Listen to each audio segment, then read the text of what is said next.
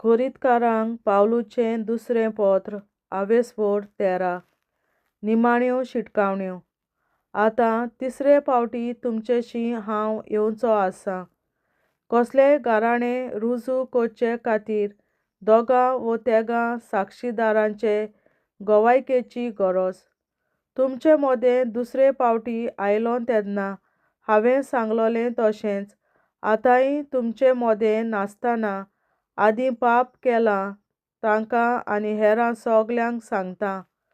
हांव परतो येयन जाल्यार हांव कोणाकूच शिक्षा लायनासतना रावचो ना. क्रिस्त म्हजें सोवें उलोयता म्हूण खात्री जाय तुमकां? तुमचें सोवें तो अशोक न्हय, पूण तुमचे मदें तो शक्तिवंत. कित्याक ताका क्रुसार मारलो तेन्ना तो अशोक्त आसलो खरें, पूण आतां देवाची शक्ती घेवन तो जिवो आसा. ताच्या एकवटांत आसून ताची अशोकताय आमी भोगतांव खरें, पूण ताचेच एकवटांत आमी जिवे आसतल्यांव आनी तुमच्या बऱ्याक देवाची शक्ती दोखोल करतल्यांव. तुमी तुमच्या भावार्था पोरमोणें जियेतात जाल्यार पळोवंक तुमचीच तुमी चवकशी करात. तुमची तुमी परिक्षा करून घेयात. तुमचें सोवें जेजू क्रिस्त आसा म्हूण नकळत तुमी? ना तर तुमचो भावार्थ सारको न्हय म्हूण परिक्षेंतल्यान गमोन येता. पूण आमचो भावार्थ जाल्यार सारको आसा म्हूण तुमकां खात्री मेळ्ळ्या आसतली म्हूण हांव पातयेतां. आमी खात्रेचे म्हूण गमून आयलां की ना हाची हांव पर्वा करिना. तुमी मात बरें तें करचें म्हूण देवा लागीं आमी मागतांव.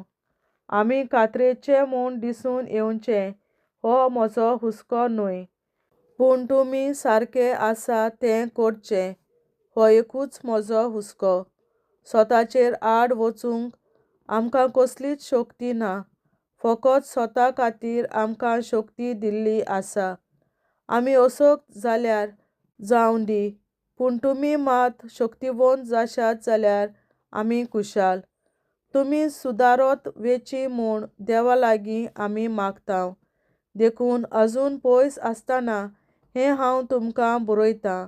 हे परीन तुमचेशीं येतलों तेन्ना सुम्यान म्हाका दिल्ल्या अधिकारान घोरायेन तुमकां भेंगोवची म्हाका गरज पडची ना. कित्याक मोडून उडोवंक न्हय, पूण बांदून हाडूंक म्हाका हो अधिकार दिल्लो आसा. सोंपाडणी. निमाण्यो बुदी नेमान आनी बरे ओत्रेक. आतां भावां भयणींनो, तुमचो निरोप घेतां. अदीक सुदारोंक वावरात. बरी बूद दिवन एकामेकाक धीर दियात.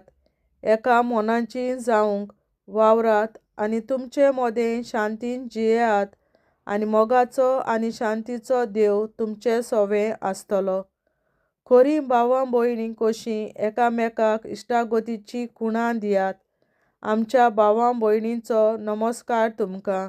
आमच्या सुम्या जेजू क्रिस्ताची दयालाय, देवाचो मोग आनी आमकां एक करून दवरता तो पवित्र आत्मो तुम्हां सोमेस्तां सोवें आसूं. देवाचें उतोरें.